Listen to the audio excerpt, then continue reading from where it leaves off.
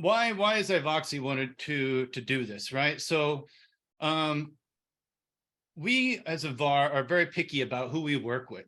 And so we only like to go to the market with things that we can market, sell, and deliver that we really believe in.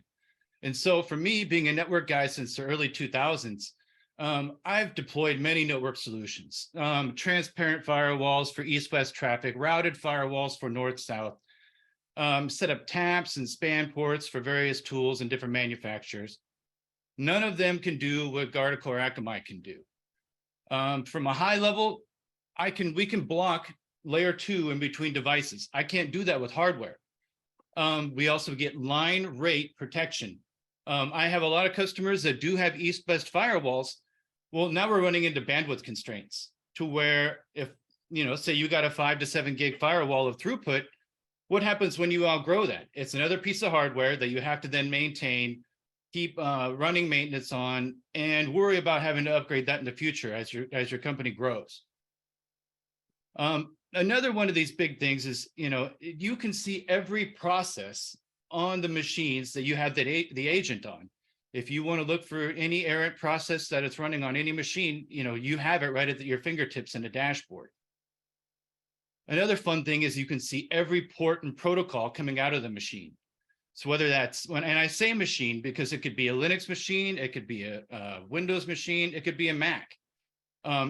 Guardicore has their own firewall / agent that you put on the machine, and it gives you a lot more data than what you would get with like the native firewall on any one of these devices. One of the really cool things that we can do that I can't do with hardware is I can take a flat network architecture. Say your servers and your database servers and your web servers are on the same subnet. I can't stop that traffic with hardware, but we can stop it with Guardicore. And even if you've taken the step further of putting your web servers into a DMZ, what usually ends up happening is you end up grouping all of your stuff into one DMZ. How do you keep everything from talking to each other? And you can't do that with hardware unless you're creating a bunch of individual DMZs.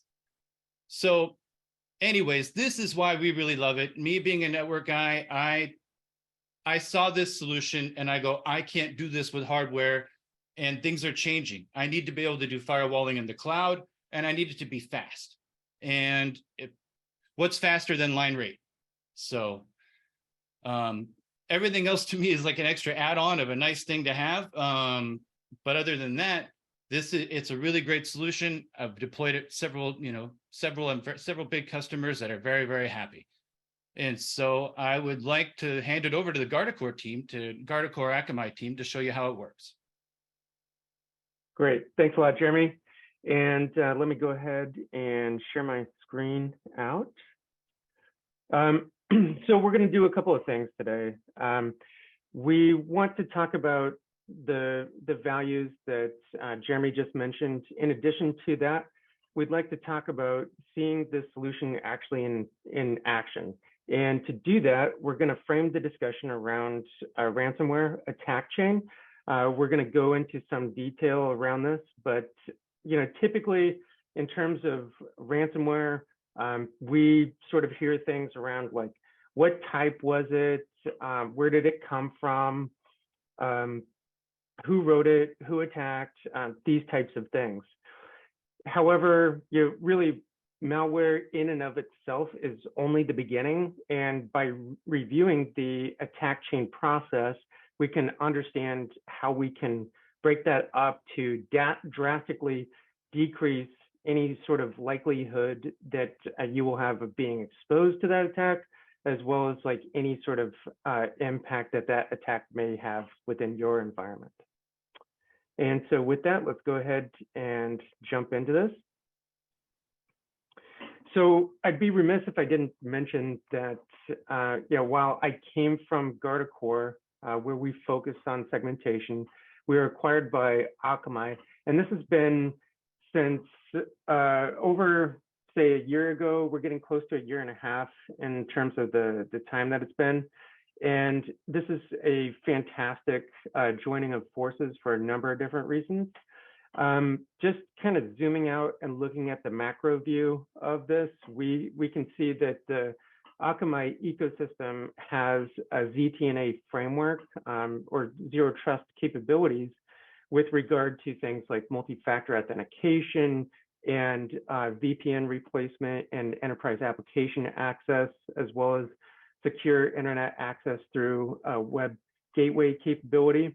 We also have DDoS protection and so forth. But today, where we're really going to be focusing in on, if you look on the screen here, is the segmentation capabilities. So what we're looking to talk more about is preventing east-west traffic from occurring without explicit rules and policy in place. And we do this in a number of different ways. The security services that you also see on the screen here are with regard to a feature called Hunt. And Hunt is a blend of cybersecurity experts, so human beings, eyes on glass, that help review any sort of indicators of compromise, scans, attacks, and so forth. And it's a blend with the AI software capabilities that we have inherently in our solution as well, and how that can augment your staff to provide you with better capabilities around segmentation that we have within this solution today. So again, this is sort of like the ecosystem. There's a number of different point products that make up this solution suite that you see with regard to Akamai. Guardicore was purchased and is being coalesced within this environment to better take advantage of protecting that east-west traffic that I mentioned. And this is actually the most recent industry analyst information around micro-segmentation. This was done roughly a year ago, last March. And again, this is the latest information.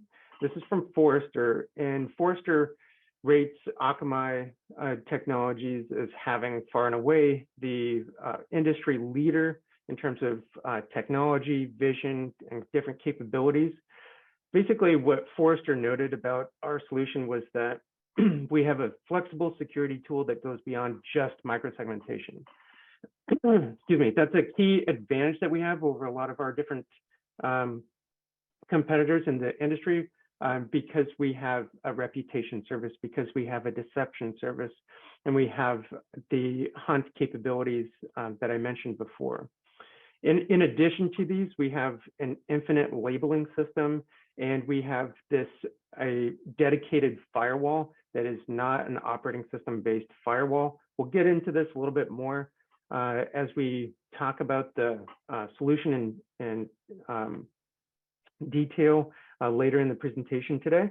But overall, Forrester rated us as an excellent microsegmentation solution.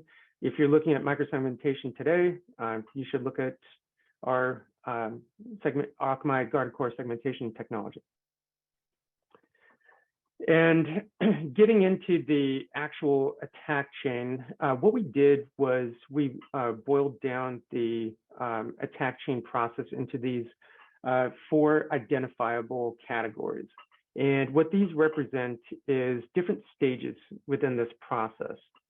And there are and can be more steps than this within the attack chain, and we'll get into that in the presentation as well. However, what we wanted to do was just to understand that there are these steps in terms of having an initial infection, lateral movement process, encryption, and propagation.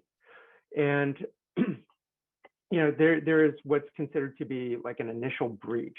And so this could be anything from maybe a 0-day attack, a water hole, CVE, any variety of phishing attempts and so forth. But there is this initial breach that takes place. And after that initial foothold is gained, the attacker will try to gain elevated permissions and then move laterally within the environment and attempt to land on what we refer to as digital crown jewels. They will then look to encrypt those specific assets and then propagate to a large extent throughout the environment. Now, if we take a step back and look at these from a different step process in being able to disrupt the attack, we can actually look at like these earlier steps here with the initial infection having like a human element that affects the specific asset where like that asset's compromised, but we can look to say, for example, quarantine the machine, remediate it, and then the attack would be done at that point. However, if the attacker is able to, again, gain that access that they would potentially get on the initial breach, they could say if the administrator's password might be cached on that affected asset, they could potentially look to move laterally within the environment. And that's where some initial reconnaissance is done in or around the network. And there are sort of behavioral aspects that we can look for to try to identify and stop the movement from occurring, and then getting to the encryption phase. Once the attacker gets to the encryption phase, I mean, this is pretty much the last step or last chance that we would have in order to protect the environment. Now, if you have a way to detect whether there are some movement, lateral movement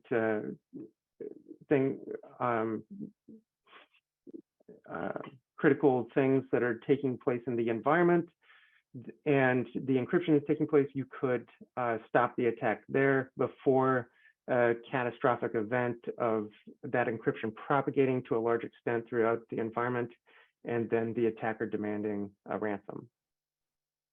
So let's do this. Let's take a look at two different real-life attacks, and one where micro-segmentation was not used, and one where micro-segmentation was used. The first real-life example is going to be the Colonial Pipeline incident. It's important to take a look at this incident in terms of like the entire ransomware chain, because this attack was so famous. And getting into a little bit of detail around this, a specific group known as DarkSide was able to cause such an impact to Colonial Pipeline that it took out gas stations throughout the southeast portion of the United States and impacted millions of people through that outage. Taking a look at the initial access of this specific attack, interestingly enough, this wasn't particularly sophisticated. The initial attack was achieved through a brute force use of RDP ports that were open to the internet. The attacker merely tried enough times by brute force with different passwords to these different endpoints, and they were eventually able to penetrate the perimeter. Now, once they were within the perimeter, they were able to establish a means of persistence and command and control. And they did this through two different vectors. The first being TeamViewer, and the second being the Slack API. With TeamViewer, what they were able to do was install TeamViewer to a large extent throughout the environment. Now, a TeamViewer itself is no sort of like remote access tool or something like that. This is something that is a standard IT tool. It's very pervasive within different environments, and they were able to leverage this tool to gain access and move laterally throughout the environment and so forth there. With the Slack API, this was the more sophisticated attack that was used in this case. And they leveraged the API that Slack has in order to communicate with command and control servers that basically allowed them to establish a beacon with DarkSide. So they were able to disguise the malicious content as Slack traffic. And this method is commonly referred to as living off of the land. And by living off of the land, these attackers can leverage existing IT tools to go unnoticed in their attack. So once they gain access within the perimeter, they do a number of different reconnaissance types of events, such as moving around, leveraging these types of APIs, and they become very difficult to spot within the environment. Now, the next stage is privilege escalation and credential theft. They used a well-known tool to do this called Mimikatz. Mimikatz can be used with Kali Linux in virtual environments and so forth to hide and mask its presence as well. But this tool has been around for a long time. It is well known and should be preventable through traditional, say, like signatures or other means. But in this case with Colonial Pipeline, it did go undetected. And so, of course, they were able to, the attackers were able to gain escalated privilege and access to move around within the environment. And, once they were able to do that, the adversary next had to learn about the network itself. So there was some additional reconnaissance that was done in this case. And to do this, they again used standard IT tools, including Active Directory, PowerShell, and WinRM NetScan to move around within the environment. And they were able to avoid detection because these are just standard tools that the customer had within their environment. And they were able to learn about where the digital crown jewels or core assets that the organization was running on were located in the environment. The last and most critical step, I would say, in this process is the lateral movement and getting to those assets themselves. They did this through a number of different means. There was first the SMB beacon. This SMB beacon was used to basically create shares between servers. This was abused with the malicious payload, and the attacker was able to communicate and laterally move between the servers, and this, in some cases, they were actually able to move across different firewalls as well. Just like the initial infection, though, RDP was used primarily for lateral movement, but they also were able to drop putty on these servers and with the local admin password, move around within these different environments here. So they had RDP and SSH access, which of course many of us already have and use things like putty and RDP today. So again, the net of this is that these are all common and known tools and protocols that make detection very difficult. And finally, at the end of all of the lateral movement, the attacker was able to propagate and encrypt to a large extent across the network, and then demand a ransom. Obviously, because they were able to, at a large extent, propagate, this impacted Colonial Pipeline's business, and this became a catastrophic event for them. Looking back at this, there were many opportunities to identify and disrupt this attack chain that were lost. So, an attacker's main advantage is that they have so many tools at their disposal at each and every step of the attack. We need to prevent all of these at each stage for a successful defense, where an attacker only needs to exploit one of these at each phase. We can even the odds and increase our chances of disrupting the chain here by focusing our efforts on each of these different columns here. So we can see things from initial access to execution, defense evasion, and so forth. And these are all going to be those steps that we can look at preventing. Each of these, though, is a critical opportunity to stop the attack in its tracks. And of course, we can look at trying to stop the attack earlier in this process, and we do have more opportunities earlier on. So how can we break the attack chain? The second example that we're going to look at is another real world example of how one organization we actually work with was able to stop an attack. This is where the attacker had already gained a foothold in their environment. They were actually able to use our visualization console to see an unusual amount of attempted connections from one particular machine.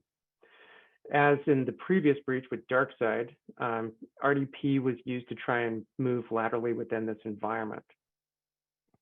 But we could see that there were a number of indicators of compromise here that showed this was in fact the same method where DarkSide had breached Colonial Pipeline, and now this attacker was attempting very similar techniques within this network.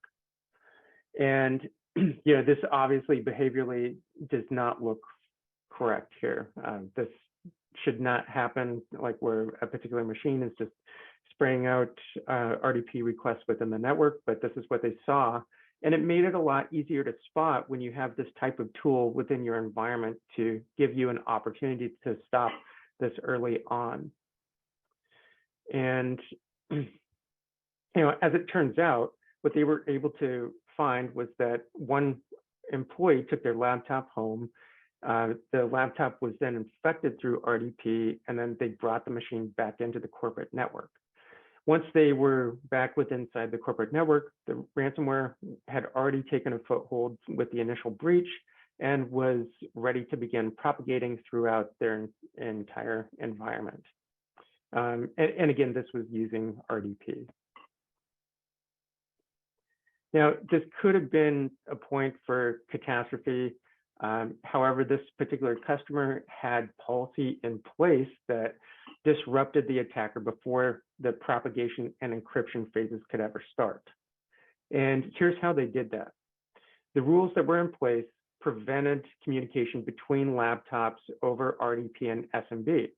Now, as a result, they were able to completely block any sort of lateral movement from happening.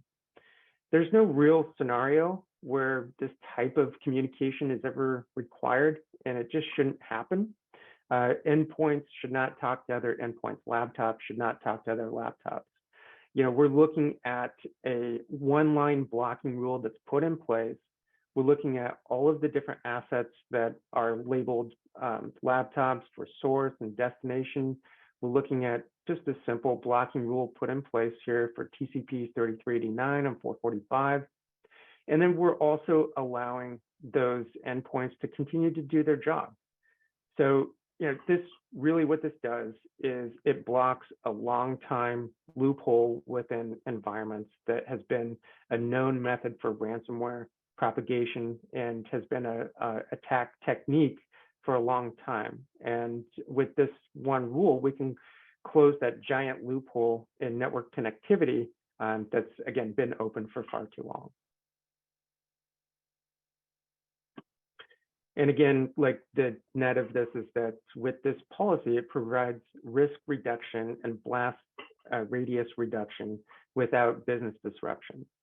So again, people are still able to do their jobs without being sort of impacted by a particular policy put in place. So, taking a step back and looking at this from a macro view, how can we stop the attack from taking place initially? And this organization wanted to disrupt the attack even earlier in the attack chain process. And they did this by creating a one-line blocking rule that you can see on the screen here so that laptops can block any sort of RDP connection coming in from the internet. So source, internet destination, or source, internet address to laptop destination over those same sorts of ports and protocols. That can prevent the initial infection from ever taking place here. And then looking at some additional practical steps that can be put in place here to disrupt the attack at various infection lateral movement phases.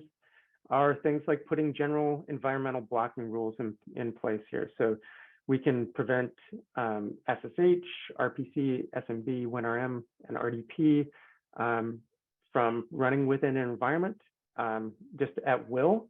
And then we can put specific allow rules in place to allow specific exceptions based on user credentials like network administrators, server administrators, and so forth, that specific access in which they need in order to do their jobs. But as a result, we can block these attack vectors from taking place here. So these blocking rules can be put in place very easily. And again, we can put the exception rules in as well. So this gives us a number of ways to stop attackers without disrupting the business. And again, this can be boiled into a sort of three-step process here. But our approach to microsegmentation includes the ultimate goal of enforcing policy. So again, policy like the ones that you have just seen and we've discussed.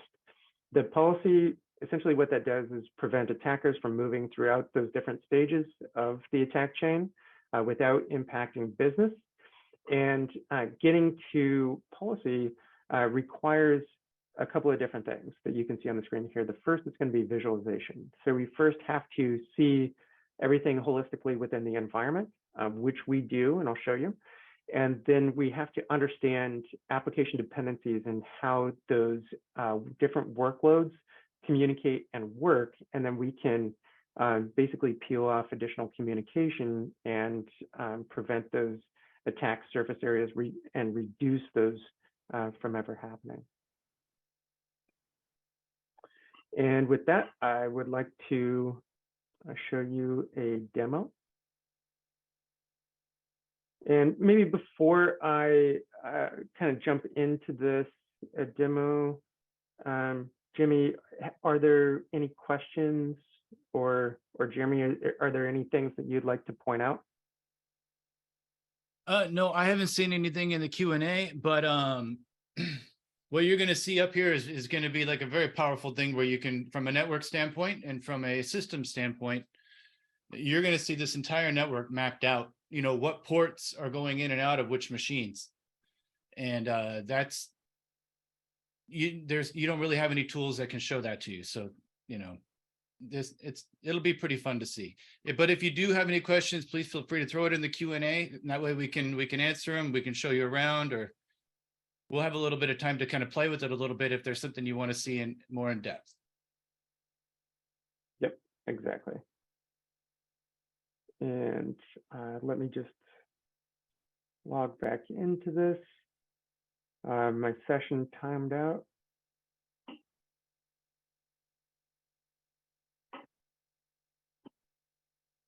Stand by 1 second here. Let's see.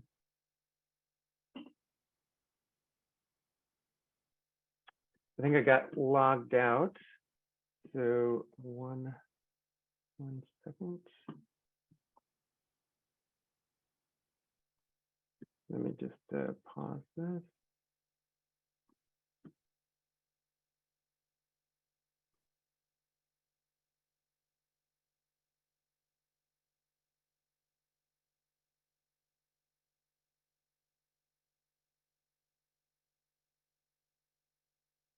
Okay, interesting there. Let's see. Let me see if I can just log out and log back in.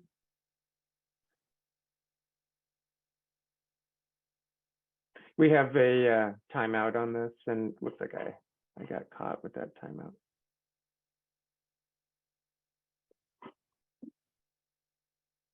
And I am in on this as well.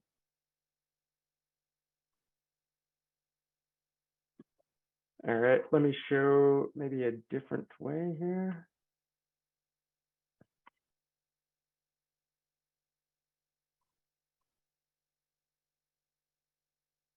All right, so I think what I was trying to show was that in terms of the visualization that we have within our solution, essentially the first way that we're able to pull in information is through agents, but we can also, as per what Jeremy said at the beginning of the webinar here, is that we can pull data in from all sorts of disparate sources, whether it be spans and taps, NetFlow, SFlow, orchestration layers, CMDBs, and so forth. But the idea is that we can pull information in from all of these different sources and it lands in one place.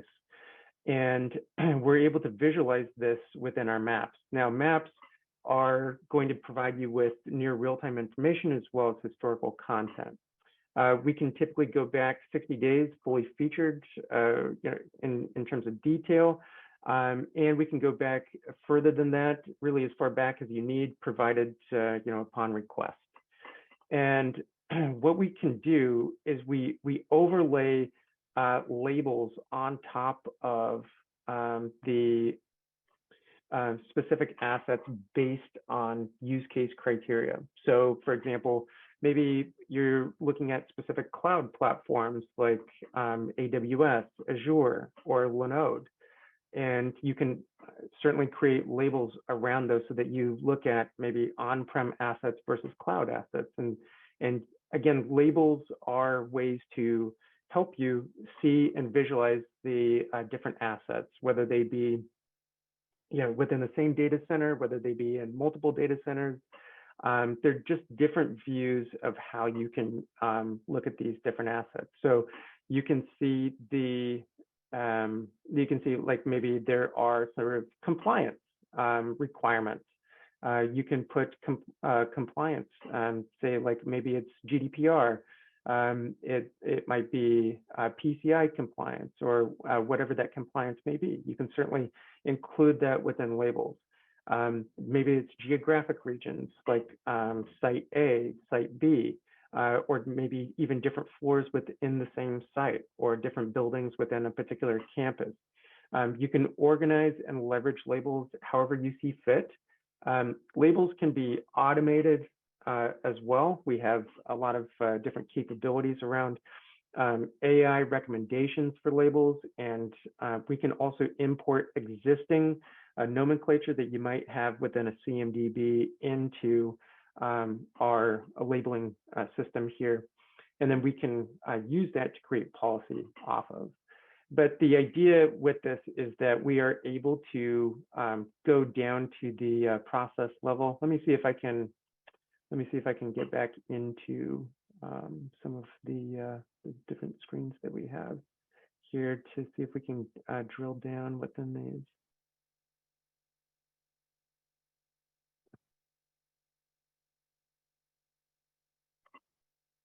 Yeah, okay. Yeah, it looks like we might be working on a couple different things right now in this. So let me close some of these here. But we can drill down within our specific environment that we have, and we can get down to this process level here. And basically what this allows us to do is see and understand workload requirements. The particular process that we're looking at here, so we're going into like a specific environment, being production. We can drill down within this particular application. We can see if there's multiple tiers within this application. And we can get into and get information around these processes. So the process, again, layer 7 information, and we're able to look at the context around this. So we can see that this is a SSH process. We can see the path and process information here. And then we leverage a reputation service so that we can tell if any of these processes have a malicious hash that's associated with them. And we can immediately block or deny any of those processes from running. The reputation service is quite powerful and provides a number of different capabilities around file level, IP, and DNS. And then again, it helps us down to this process level understanding application dependencies here. When you look at this, you can think of your application flow chart. You know, when you purchase a third party product that has an application flow chart, it's only, you know, this port's supposed to talk to this device on these ports and these things. You can hold them to that, and then also you can take a look at it, and you can then see, well, why are these ports coming in? You know, why are these things trying to talk if they're not part of the application flow chart going into this? So this is another powerful tool to where you know, like he has been saying, it's, you get down to the process level, but it gives you the ability to see why is something else talking to this when it shouldn't be. So anyway, sorry for the interruption. Yeah, no, thanks a lot, Jeremy. That's perfect. So again, very, very powerful to be able to see down to the process level. And again, this shows us the visualization that we have in terms of map information, in terms of historical content. It's very powerful to look back at a specific point in time, maybe to see like what happened on this particular billing application, you know, last Tuesday at 8 a.m. And you can look and see the specific process information. We can see if there was anything going on in that particular workload at that time frame. And so that is, in essence, some of the visualization that we have. And with that, what I'd like to do is bounce over to policy. Now, in terms of creating policy, we can do this in a number of different ways. We can create a one-off rule. We can create multiple rules. We can do this through the API as well. But one of the best practices and easiest ways to get up and running with a particular policy is to use these predefined templates. What you're going to see is over time, the AI will also present you with a number of recommendations around policy that will be specifically unique for your environment. And they might be application-based, environmental-based recommendations, but the software will detect the specific flows going into and out of specific labels that you've defined, and then make some recommendations for policy based around that. Now, in addition to those dynamic labels, we're going to have some predefined templates based on common services and applications within each environment. Now, we have a number of different policies that also include ransomware prevention types of templates, as well as ransomware response templates. And so we can actually go into and look at ransomware recovery and response policies just very easily from this view. So again, it was just a couple of clicks to get into this template. And we can look to, for example, quarantine specific assets that we want to isolate. We can monitor assets, and we can identify which assets are clean. We can do this. We can just simply look at, say, anything maybe in the production environment we need to quarantine for the time being. We want to monitor the development environment, and we're saying that the test, maybe like if there was some sort of test environment, we can select that, and then we can essentially hit next. And then what this will do is peel off those different assets that are associated with these labels into blocking and alerting rules. And essentially what that would look like is something like this, where you know, we can go into an environment and create a policy based on known or existing traffic. And what this is going to do is a couple of things here. So it's going to generate some recommendations around which rules should be placed in a policy. We both give you a dynamic map view here on the right. And this is going to color code the specific rules alongside with the specific rules section that you see on the left here. So green is going to be allowed.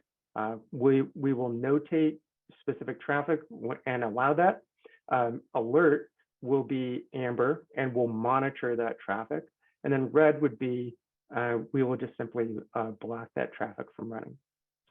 And again, these are recommendations based on the specific flows for this application.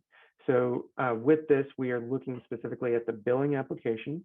We're looking at source and destination traffic here. And there's a number of different rules.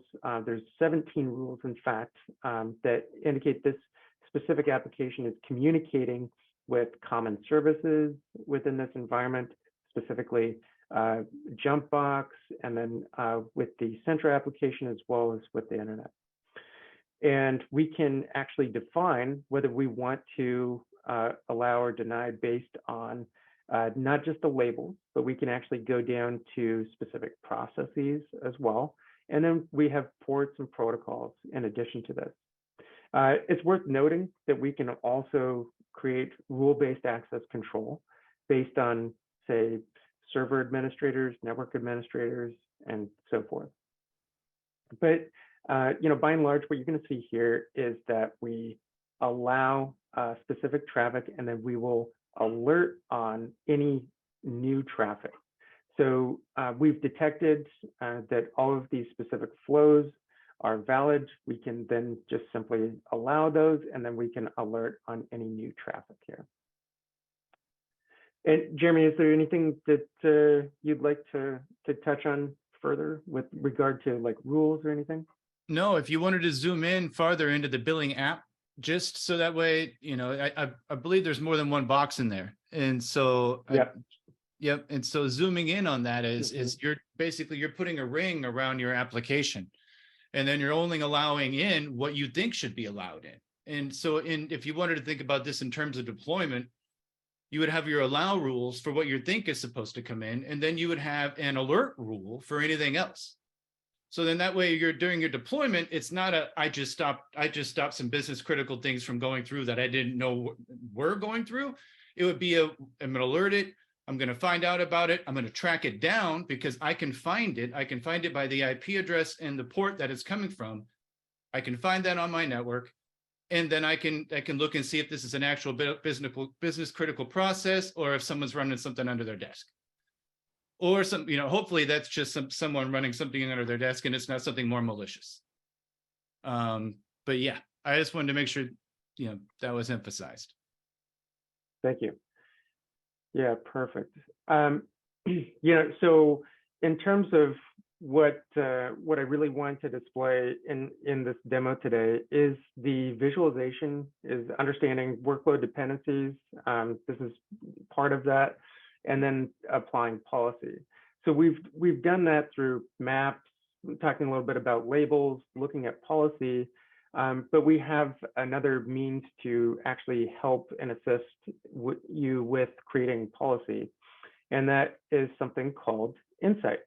So Insight is a feature where we have integrated OS Query actually into this tool, and what we can do with this is we can create dynamic policy around specific events. So because the threat landscape is ever evolving and changing, we can easily come into Insight. We can leverage the query system, which is using essentially this basic SQL syntax.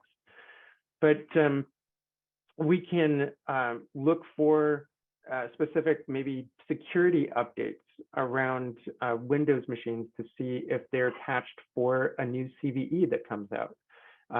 One of the ways that we have used this in the past is with Log4j and SolarWinds, and we've seen great success around this. We actually have a number of different queries that are canned or pre-built into the system here, and that are available within our GitHub repository.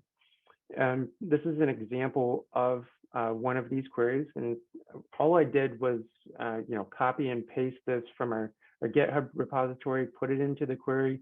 I can run this and then basically see if any of the assets in this environment have Log4j on them and still need to be patched. And this query ran and it came back with a couple of different hits. So why this is important is because these particular assets are coming back with a known vulnerability. Now, I can label these assets with that specific vulnerability and with a CVE number, and then we can have a policy that's already waiting and standing by to leverage the label that we create here, and then that'll apply that policy to these specific assets. Now, this runs on a time basis, so we can set this to run, for example, every 4 hours, and this will go out, look for any affected assets. It'll assign them with this vulnerability label and put them into a, for example, ring fence policy. And then it'll give you the time you need in order to patch these specific assets and then get them back in production. Once they've been patched, they'll no longer come back with any sort of hits on this. And so they'll just go ahead and operate as they would normally. But what this can do is give you a chance to mitigate risk and vulnerability within your environment very quickly. So you can ask all sorts of different types of questions in this, like, do you have maybe root passwords older than a year? Log4j, obviously. We can look at, again, specific Windows patch criteria, see when and what patches have been applied to Windows assets, as well as like checking the operating system version. Like if there's a specific CVE that only affects Windows 2012 servers or Windows 2016, we can automatically have a label and policy standing by ready to assist with mitigating that vulnerability there. So, really, this is sort of one of the last things that I wanted to kind of touch on in this journey. And, I did want to thank everyone for being here today. And Jeremy, is there anything else that you'd like to touch on in the presentation? Not in the presentation part, unless we can, unless somebody has some questions or something like that. It'd be fun to go around and play through the network logs and explore some of the more maps and look at some of the different application examples. Sure.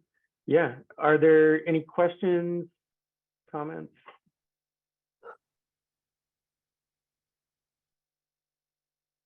And I know the labeling might sound, when you look at it, it might sound slightly complicated, but it's not as complicated as you would think, because you're gonna, you already have your environments broken up by prod, dev, and whatever else, right? And so, and pre-prod maybe.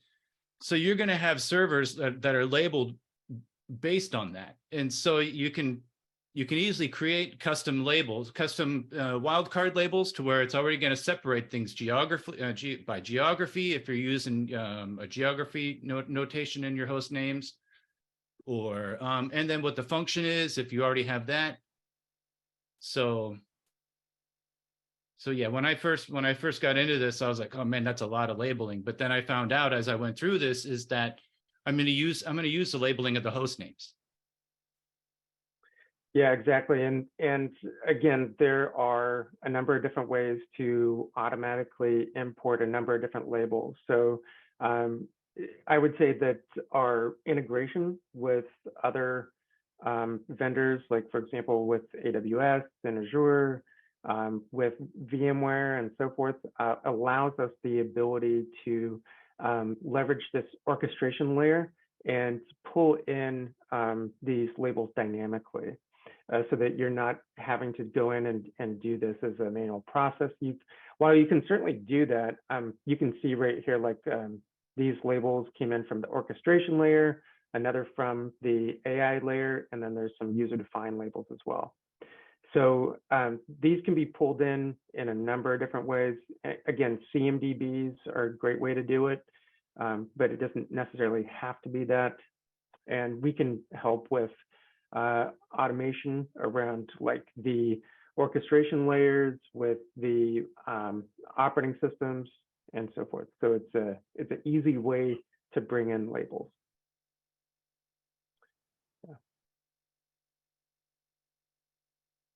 And then maybe we could go back to some of the pre-made policies to look at after we kind of zoom in on a couple of these. If we can go back and look at some of the pre-made policies of what we would put on a domain controller, and then what we would put on a web server. Yeah, great question. So if we look at, for example, common services here, we can see some of the different services, like for example, Active Directory, and we can go into and look at these are nested labels so that we can see like this is specifically relating to the domain controller activities and roles, but we can drill into that specific host, and then we can see things like DNS or other activities that this DC has here. And for whatever reason during the webinar, this has decided to slow down. So I apologize.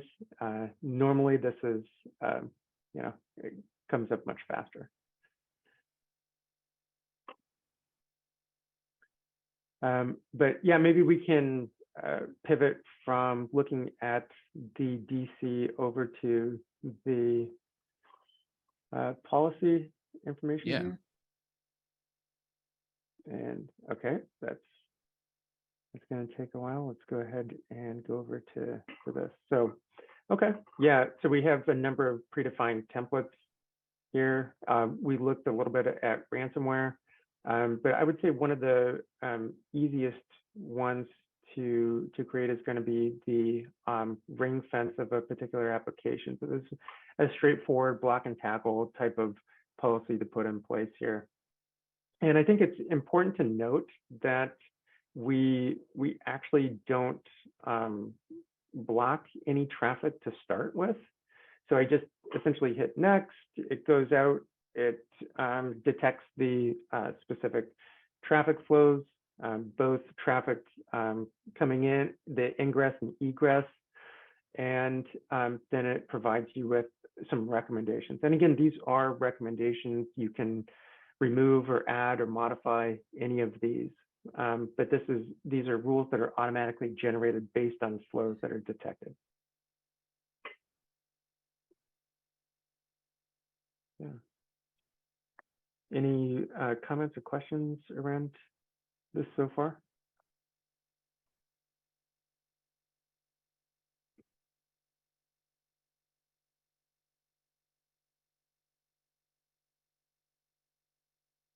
So let's talk a little bit about like how does Kubernetes play into this? How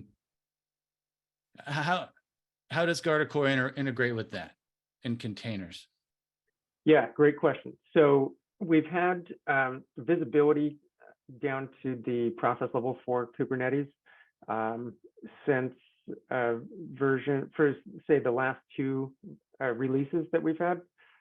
So we've had visual capabilities for, it's been several years. And with our latest release, which is version 48, we have enforcement capabilities. We integrate with the Calico or CNI. We integrate natively with the Kubernetes network stack, and we're able to provide dedicated policy and rule set around the firewall that we have. So again, we're not using the operating system firewall, which is a big differentiator that we have over other platforms. And this gives us an inherent advantage because with Linux, with containers, they're leveraging the IP tables firewall, which only has visibility and enforcement around layer 4, whereas we have layer 7. And this gives us, again, an advantage in having holistic policy that is created over multiple different types of operating systems. So whether that be maybe Linux or Windows, we can have consistent policy over different operating systems down to layer 7.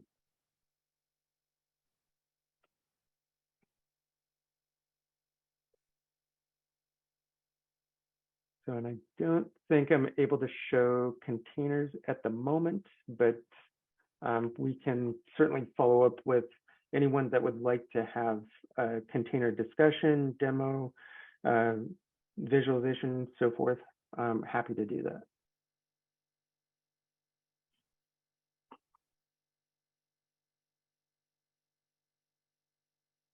I see the assets label on the left over there underneath inventory. Does that give you a list of everything that's in Guardicore, or no, I'm sorry, in Akamai Guardicore, that of all the devices?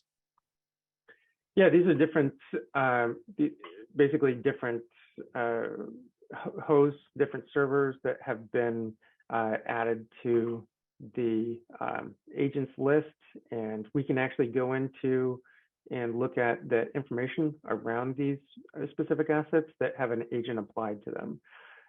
So in this case, we're looking at a domain controller. We can see the operating system information, how many CPUs that has, which IP addresses are associated with this, its MAC address. And we can look at the different labels that have been applied to this, whether they be dynamic, user-defined, and so on. We can actually add additional labels to this specific asset as well. So if we want to, we can modify and add these. And then we'll see any rule sets that have been applied to this too. So contextual information is going to be here located on the left, and then we can see all the policy rules that are applied to this asset within the middle section of the page here. We can look at policy. We can see any specific incidents that may have occurred, or like DNS information that revolves around this asset as well. All right, can you go a little bit more into underneath reveal, go into explore a little more? Yeah, let's see if we can leverage like one of our maps here that might have some information here. Okay. See if we have a daily. One of the things that most draws me to this solution is that, you know, you have this clump, you know, if you've had an environment that's grown organically over the years and it's not been a, hey, this is a clean install of a brand new application and we're, you know, cut over to it now, but maybe you have a long-term application that's been, the company's been running on forever, things tend to sprawl. You know, you tend to have some servers over here and some servers over there, and then you have some servers that are on the same subnet that you can't quite keep from talking to each other. But it you know, it's what every company does. Every company grows, and as they grow, sometimes the business need of making it work becomes more important than thinking about security. And so being able to look at this and being able to stop 172.16.100.102 from talking to 172.16.2.111. You know, you can't stop that with hardware. And so with this, with an individual firewall on each machine, we can stop that traffic, but we can also look at the processes, we can look at the devices, we can look at what kind of traffic is going across, and then when it's going across. Is it something that's happening at a specific time every day? Maybe that's a backup we didn't know about. Maybe someone's running a query from under their desk, or maybe something's happened maliciously where someone's trying to scarf data. To where, so you can going back in time and looking at what's happening with each one of these machines, is that you can see when a process is ran, how long it ran for, where did it go. That's extremely valuable information from a networking standpoint, from a systems standpoint. The thing I also love about this is the security from a top down, to where all teams need to be on board. The systems guys and the network guys and the security team need to be on board.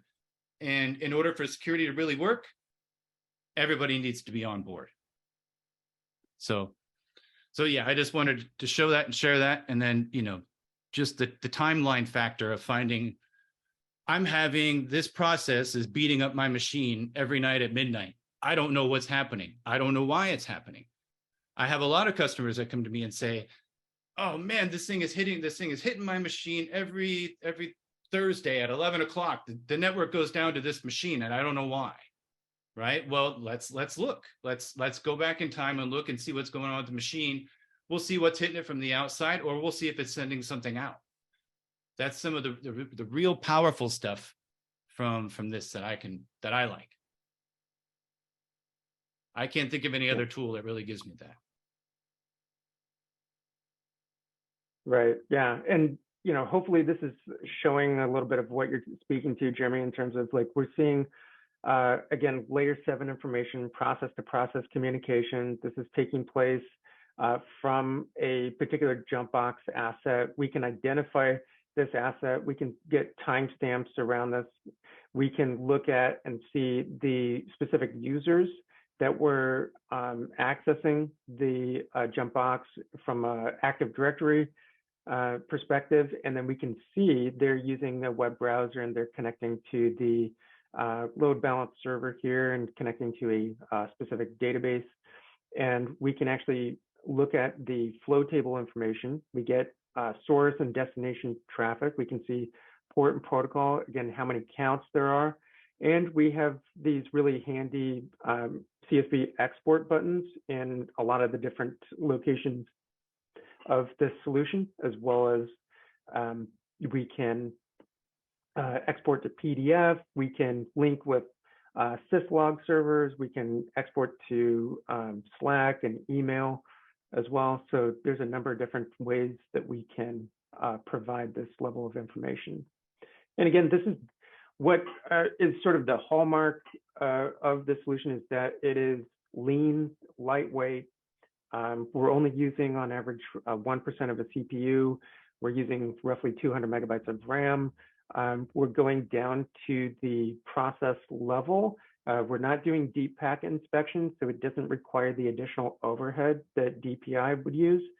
And we're able to provide you with a level of detail that you need in order to sort of continue on a zero trust journey and be able to understand and leverage this context and be able to provide this in an audit for compliance requirements, being able to target and find information just very quickly within your environment, respond to vulnerabilities, risks, and so forth. And then block policy.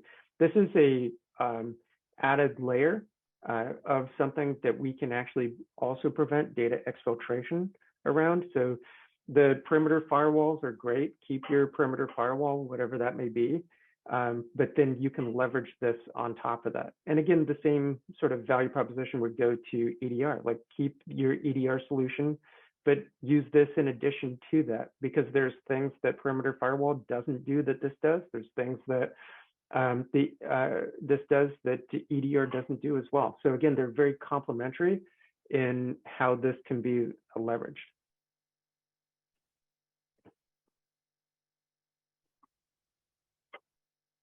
So, and I think that's you know what I had. We can certainly dig into and look at incidents and so forth there. But again, we can not only provide this visibility, but we can also leverage things like deception capabilities, where we can reroute specific traffic into a live honeypot server, and we can record that information. We can see that if there's any sort of known malware, we are bouncing these off of the reputation service, off of VirusTotal.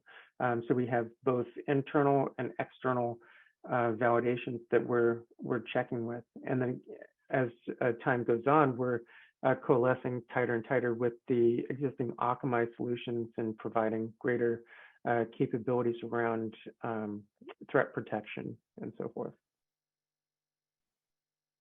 Can you show us a few incidents, incident examples? Yeah, sure.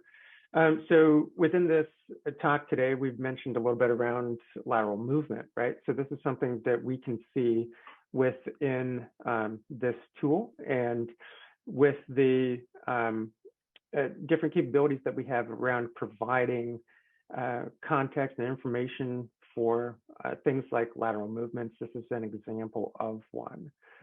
So we get a specific incident regarding this lateral movement that took place. We can see the specific severity that's associated with this. We can also see which asset was affected by this, and then the different labels that are associated with that asset.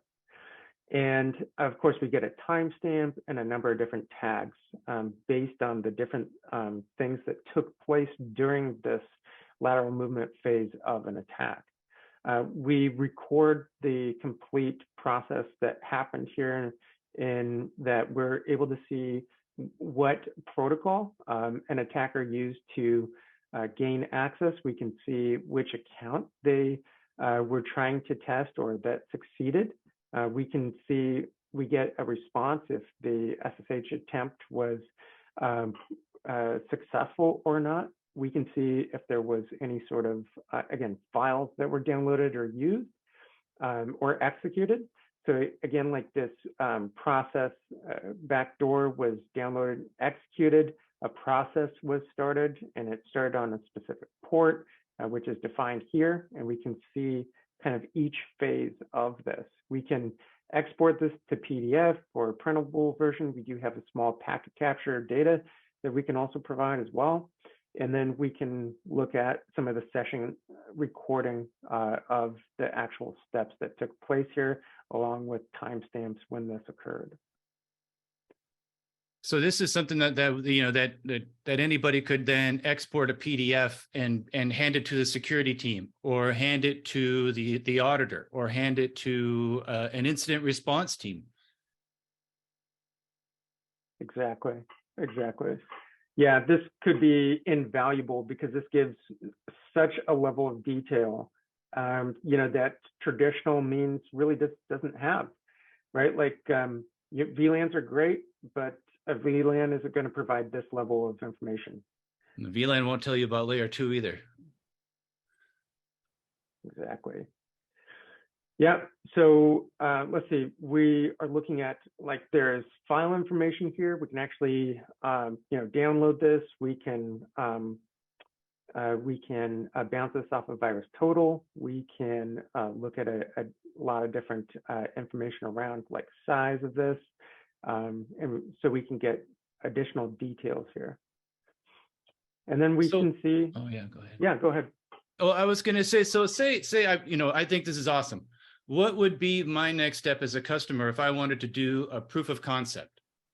If I wanted to put this on some of my machines and look at some of my environments, so that way I can see it in my own, maybe my labeling is not as awesome as I thought it was, or maybe my labeling is really great, but how would I go about doing a proof of concept, and what would that look like for any company who wants to do it?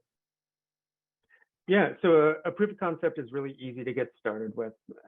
Essentially, what we would do is we would sort of outline the specific technical criteria that the customer was looking to achieve. And then obviously some of the things that we talked about today could be part of those, but there could be others.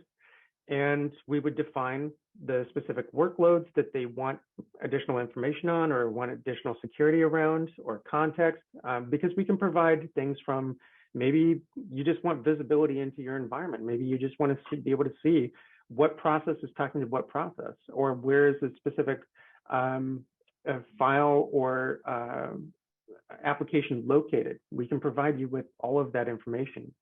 But then you can also take action on that as well. So if you want to take action around, creating policies and those types of things, we can certainly help you define those and then put those into a POC. In a POC, we are extremely non-disruptive.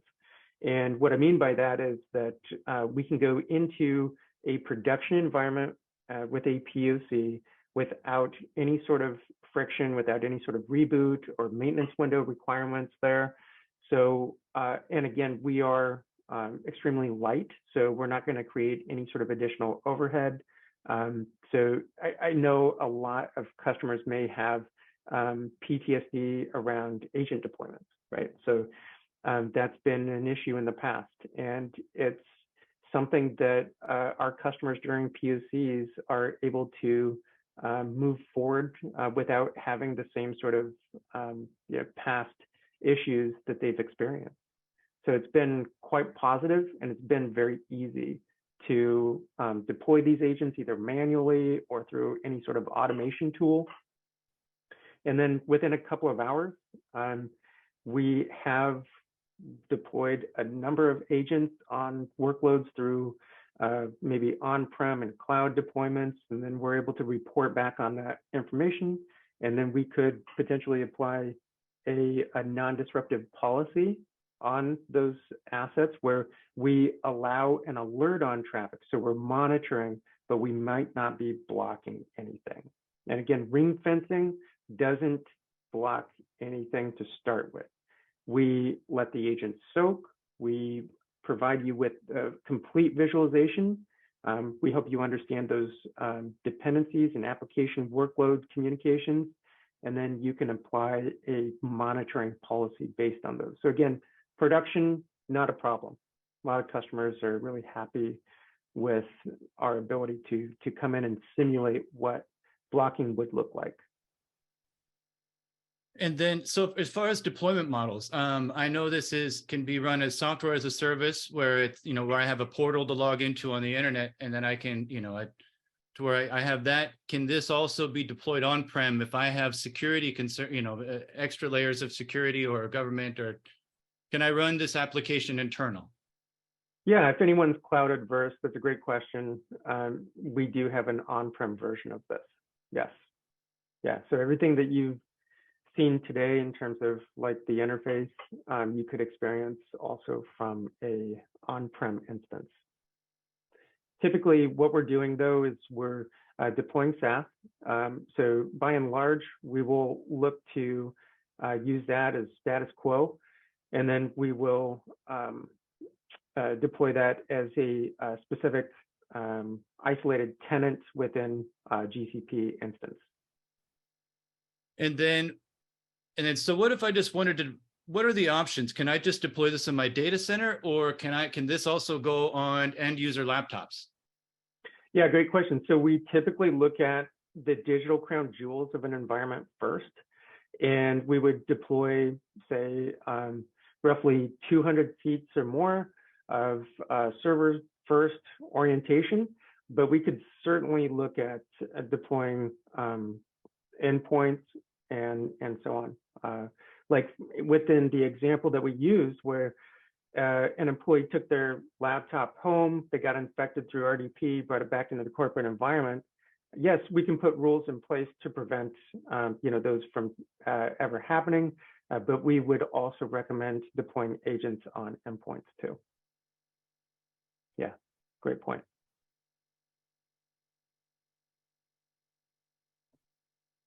Well, I'm out of good questions at the moment. If anybody has any, please throw it in the Q&A.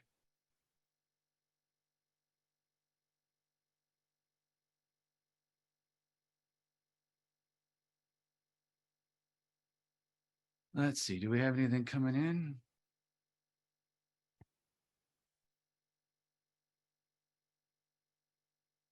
No, I think we're good.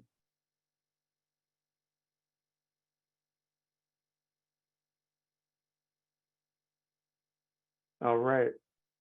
Well, I mean, there's a lot more to this solution than what we've shown today in terms of different capabilities and integration points and things like that. But I think from a 10,000-foot overview, this is some of the hallmarks of this particular tool.